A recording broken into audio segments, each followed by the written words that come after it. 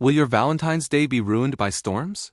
Weather Update American Cities number 139. It is Thursday, February 12, 2026, marking the 43rd day of what is turning out to be a very strange year. While many are busy picking out roses or making dinner reservations, Mother Nature has some very different plans for our Valentine's Day weekend. We are looking at a serious weather setup that could really throw a wrench into your romantic outings. We're talking about lightning, heavy thunder, and drenching rain that is currently gathering strength and heading our way very fast today. At the same time, folks on the West Coast are bracing for impact as yet another massive atmospheric river takes aim at California. This comes just days after the last system moved through, leaving the ground saturated and residents weary. There is quite a bit of ground to cover today, so let's dive right into the heart of these forecasts. We are tracking a significant storm system that is poised to sweep across the southern United States just as the weekend festivities get into full gear now. This particular setup is threatening the travel plans and outdoor activities of millions of people across a huge swath of the country. It has actually been quite a while since we have had to discuss a combination of heavy rain, intense thunderstorms, and the potential for severe weather on this scale.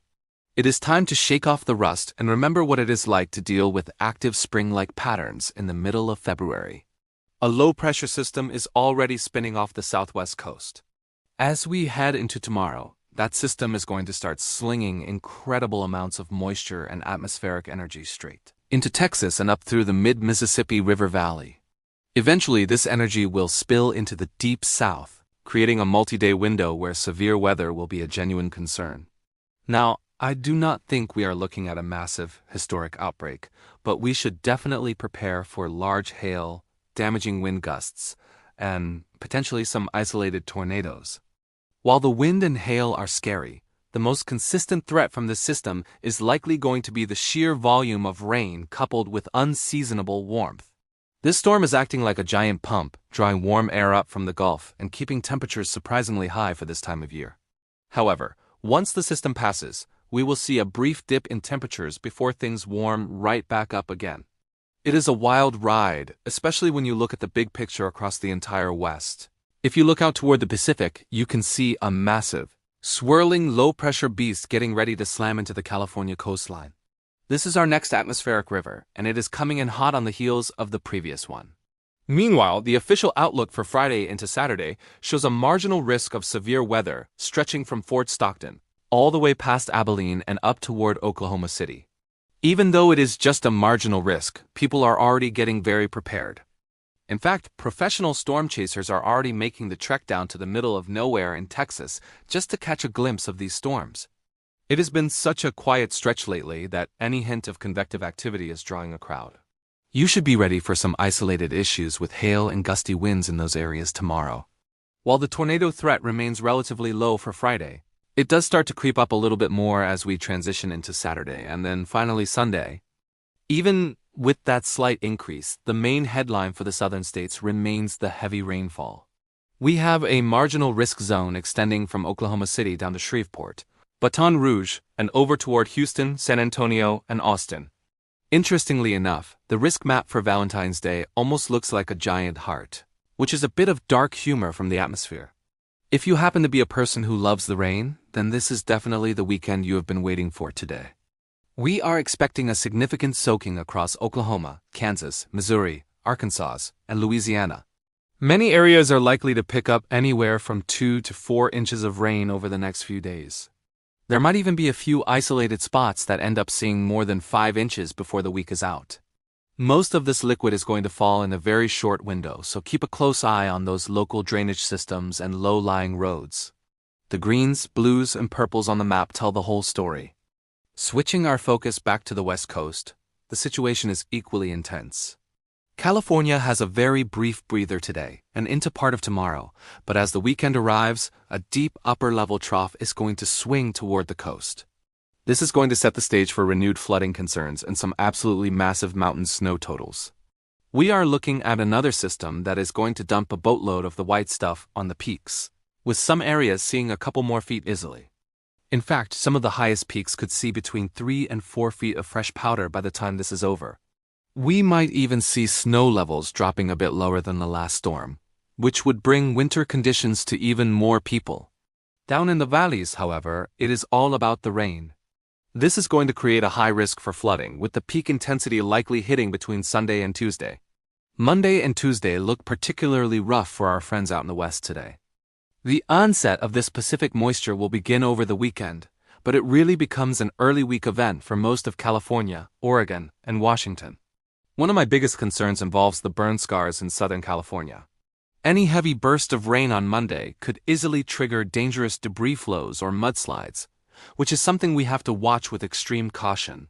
We are going to dive deeper into the mechanics of that, but first let's look at the huge temperature roller coaster. Temperatures are on everyone's mind right now because it has been feeling so strange outside. It got very warm today in many spots, and tomorrow looks to continue that trend for much of the country. Now it won't be quite as warm in places like eastern Kentucky, where highs might only reach the 30s as a push of cooler air tries to maintain its grip on the northeast.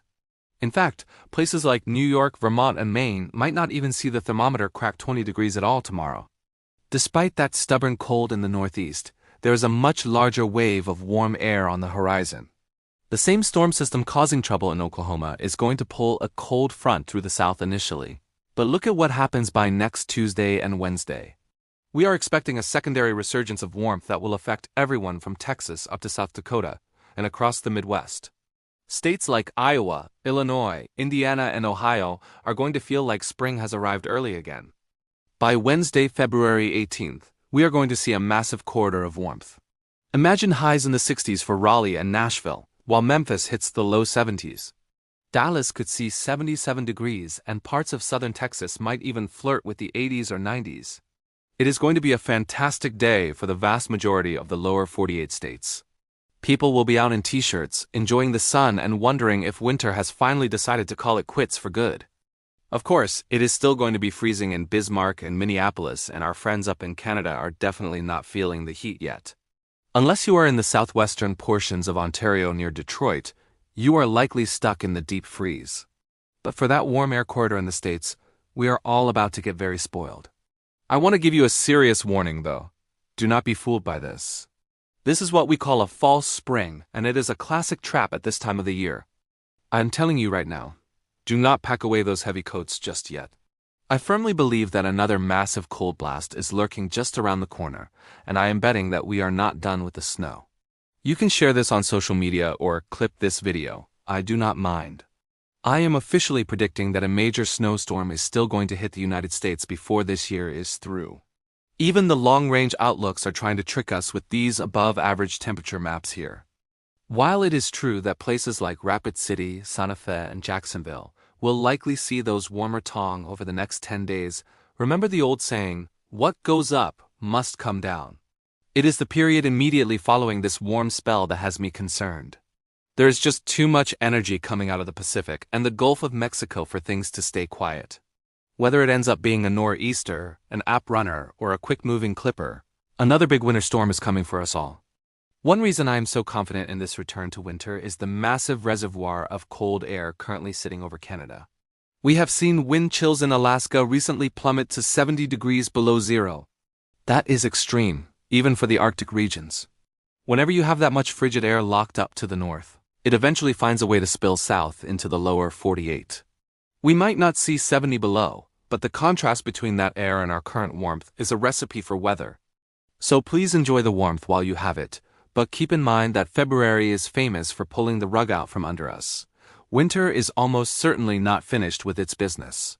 For now, just make sure you are prepared for those severe storms in Texas tomorrow and the heavy rain through the weekend. I will be watching the radar closely, and if things start to get really wild, we might even jump on for a live update. Stay safe, keep your eyes on the skies, and I will see you all very soon.